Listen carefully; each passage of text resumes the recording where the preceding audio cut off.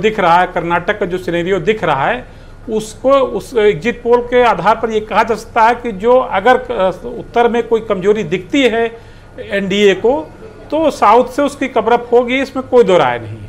ऐसा दिख रहा है। क्योंकि अंशु अवस्थी जी क्या कहेंगे आप, जो दक्षिण जहां पर इंडी गठबंधन पूरी ताकत के साथ मजबूत था और वहां पर भी अगर एनडीए या बीजेपी सेंधमारी करते हुए दिखा जा रहे हैं इस एग्जिट पोल में, तो क्या माना जाए, ये कहीं ना कहीं ये माना जाए कि जो इंडी गठबंधन जो दावे कर रहा है वो दावे उतने मजबूत नहीं है, इसको कहा जाए कि नहीं कहा जाए? अनुपम, मैं सबसे पहले तो चाहूंगा कि आप अपने जो गठबंधन का आप नाम ले रहे हैं इंडी, तो INDIA इंडिया होता है। मैं अनुरोध आपसे करूंगा कृपया इसे सुधारें। INDIA इंडिया, हाँ, इंडिया गठबंधन है। इंडी ये भाजपा का शब्द है, तो मैं चाहूंगा आप न्यूज चैनल बिल्कुल उसका ध्यान। अंशु अवस्थी जी, दूसरा, अंशु अवस्थी जी, अगर इस ग्रामर का आप इस्तेमाल कर रहे हैं, लॉजिक दे रहे हैं, तो INDIA हर एक लेटर के पीछे डॉट लगा है। एनडीए को एनडीए बोलते हैं, बीजेपी को बीजेपी बोलते हैं, डीएमके को डीएमके बोलते हैं। इस तरह ये भी INDIA होगा, ना कि इंडिया होगा, अगर आप ग्रामेटिकली आए तो।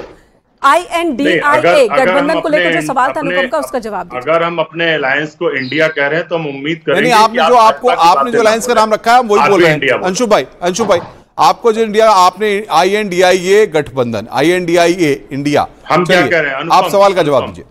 मैं ये कह रहा हूं कि अगर हम उसे इंडिया कह रहे हैं तो हम उम्मीद करते हैं कि न्यूज चैनल भी हमारी बात का और वो जो दलितों, पिछड़ों, गरीबों का ये गठबंधन, उसका सम्मान करेगा, उसके नाम का भी।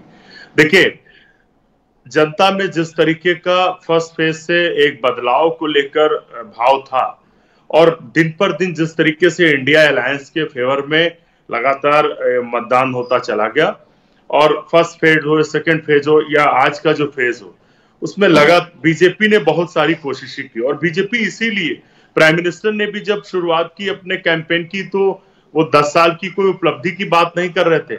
उन्होंने मंगलसूत्र से शुरू किया और मीट मटन पाकिस्तान तक उतर गए, महंगाई की बात नहीं की। तो आप इसी समझ सकते हैं कि बीजेपी के पास न पिछले 10 साल का कुछ इस देश की जनता को बताने को था, ना आगे वो 5 साल में क्या करने वाले हैं।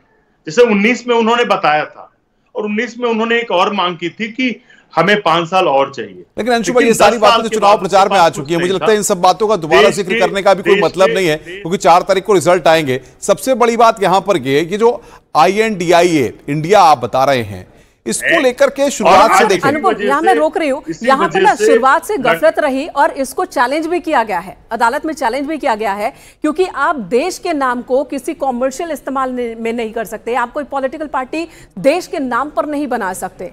तो ये भी तो है, अदालत में एक अलग मसला चल रहा है। आप बार बार इंडिया इंडिया कह रहे हैं और अदालत में जाकर INDIA कह देते हैं। वो 4 तारीख के बाद आपसे बात कर लेंगे। फिलहाल बात हम एग्जिट पोल की कर लेते हैं, बात एग्जिट पोल की कर लेते हैं। इंडी बीजेपी वर्ड है, बीजेपी का नहीं, बस प्लीज।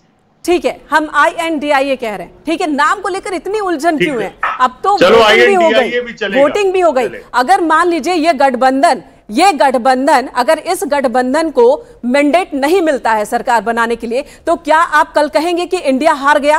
क्या आप ये बात कहेंगे इंडिया हार गया? इसी तर्क पर अदालत में चल रही है बहस। रहेंगी तो एक अलग बात है। हमारा कहना सिर्फ ये है कि अभी जो है हम उसकी बात करें, हम अभी की बात करें ना, कल क्या हो नाम की बात कर रहे हैं ना, तो नाम पे कई और तर्क भी चल रहे हैं, बहस भी चल रही है। ठीक है। और दूसरा एग्जिट पोल को लेकर जो बात है, देखिए आपका अपना एग्जिट पोल, क्या कहेंगे कि इंडिया टूट गया? हमने अपना बेस नंबर ये कहा है कि ये 295 हमारा बेस नंबर है। अच्छा, ये बताइए अंशु जी, जब गठबंधन 4 के बाद टूटेगा तो आप क्या कहेंगे? मनीष भाई एक मिनट, मनीष जी के सवाल का बताइए ना, जो 400 कहेंगे इंडिया टूट जाएगा। देखिए, जो 400 की सीटों की बात कर रहे थे, आज 7वां चरण का चुनाव आते आते वो 370 आ गए, और 370 जहां पर इन्होंने खत्म करने की बात की थी, वहां पर अरे 370 भारतीय जनता पार्टी, 4 तारीख तक 370 भारतीय जनता पार्टी, एनडीए 400 पार। कमेंट्री मत करो, आप मेरी बात सुनो। अरे भाई, आप बोलोगे, मैं आपको क्लियर कर दे, 370 भारतीय जनता पार्टी, 400 एनडीए पार। चलिए ठीक है, अभी ये 370 जानकारी में रहे। 4 तारीख तक ये 176 पर आएंगे। 176 ये बीजेपी का नया नंबर है। एनडीए 400 अभी जेपी नड्डा जी देखिएगा, देश के जनादेश को स्वीकार करेंगे, कहेंगे 177 सीटें हमें दी है, हमें देश का जनादेश स्वीकार है। बीजेपी शुरू से कहती आई है कि बीजेपी 370, एनडीए 400 पार। चलिए ठीक है, अब ये धीरे धीरे घट रहे हैं, तो 4 तारीख को 176 पर आकर ये कहेंगे जनता का जनादेश। ये 176 का नंबर कहां से आया? अखिलेश जी तो अभी तक 140